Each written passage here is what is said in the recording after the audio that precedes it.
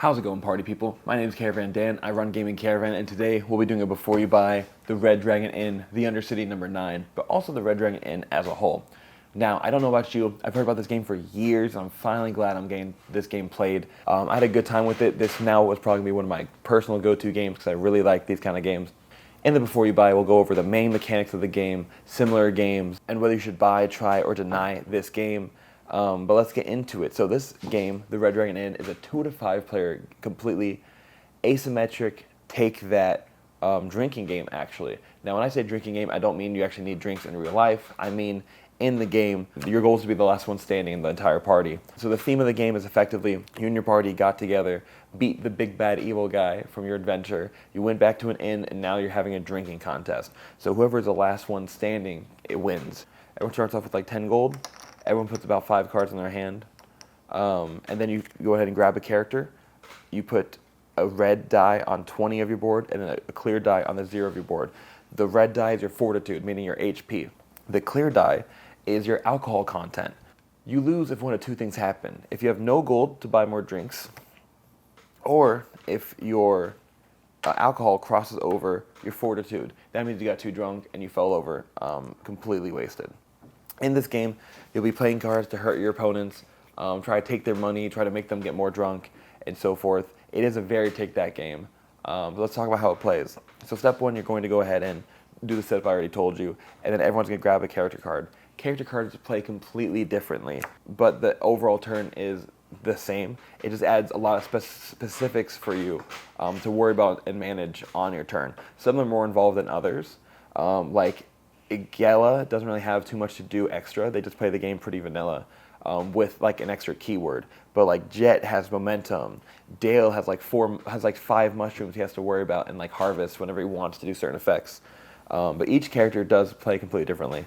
After you grab your character, you grab that character's deck. Their deck is overall the same in a lot of ways, but some characters might have more than others in certain regards. The main aspects of this game are drinking, coins, and then gambling. So those are the primary things the cards are going to go over. On your turn, everyone's going to have a different turn order based on what's on your board, but that's what you follow. The things on your turn everyone will do is, let's say, I have the 5 cards needed. Everyone will discard and draw, meaning you discard as many cards as you don't want to use on your turn. Let's say I don't want my entire hand, I'll discard all 5, and then you draw up to that hand size. So there's no punishment for drawing. It wants you to have whatever cards you want to use. And then you'll do an action card. So a lot of cards on top have keywords. It's like free, sometimes, anytime, whatever. Action is the type of card you have to play to do this section of your board. You'll play an action card. This one says everyone pays me a gold, and then everyone draws a card from their deck. So that it doesn't hurt them too much, but basically gives them something for being hurt previously. So that's my action card, and then I will order a drink. Order a drink means you're going to take a card from this Drink Me deck, or this drink deck. And as you can tell, the drinks all have icons at the bottom. We'll get to that in a second. And you'll go ahead and put one of those cards in someone's Drink Me pile. After that, you'll go ahead and drink. If you have a card in your Drink Me pile, you'll flip over the top of that card and then do the effects. The hearts mean it references your fortitude, and the beer glasses reference your alcohol content. So if it says like +1 fortitude, that drink can actually help you. And then 2 alcohol content, meaning I go up 2 on that track specifically. Once it's drunk, you put it into its own discard pile for already used cards, and then that's it. So my Drink Me pile is empty. If no one puts one in here by the end of my next turn, I don't have to drink.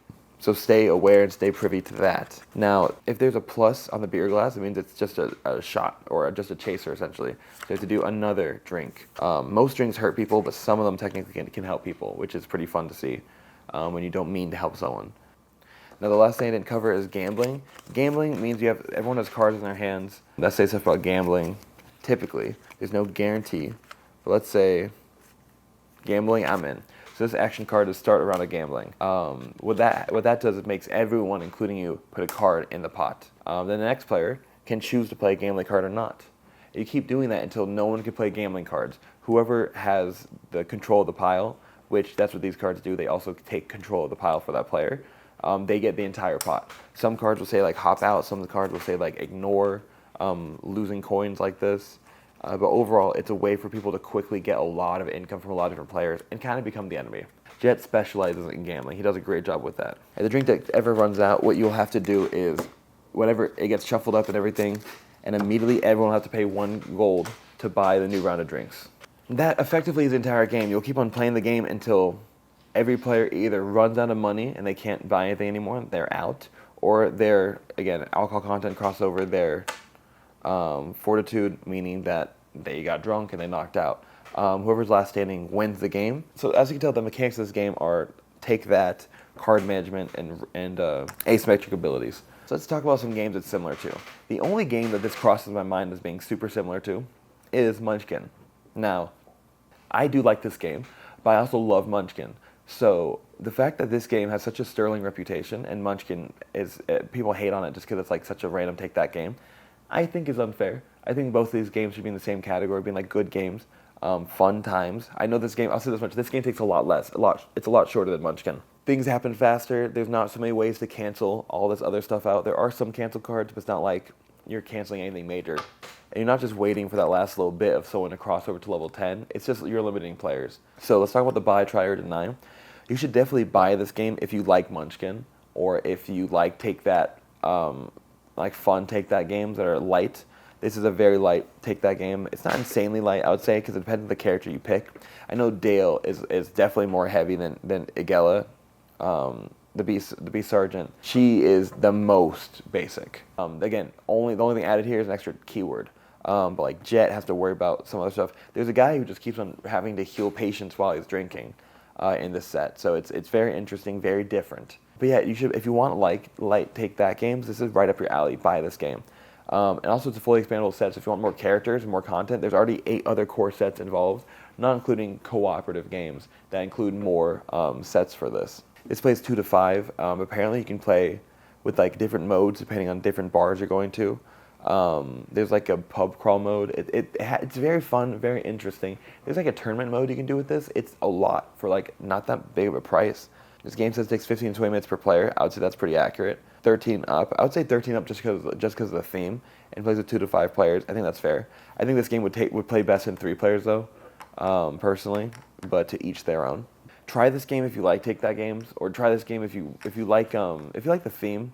I'd say the fantasy theme fits in pretty well here, even though it's not like overtly. You didn't 100% need a fantasy theme. I think it makes the most amount of sense for what this is, with like the fun different characters. You have them from all different types. I think it's refreshing, because I did not expect this. When I saw Red Dragon Inn, I've heard about the game. I never knew anything about it. I thought it was like you're running an inn, and I heard it's like a fantasy game. Like, okay, that makes sense. So you're like running it in a fantasy world, but no, you are drinking in an inn, and I think that's such a unique, fun theme. And for the record, the drink decks, they're all one of ones.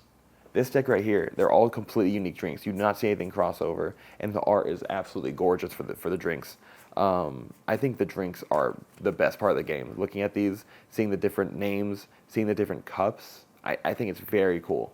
The SlugFest Games did a great job with their art for their drinks, 100%. These gold coins, I kind of like the fact that they're all just ones. They gave a ton of coins in here. This is just some of them, to allow everyone to have enough ones to not need anything else. Also, it's a closed economy. Keep that in mind.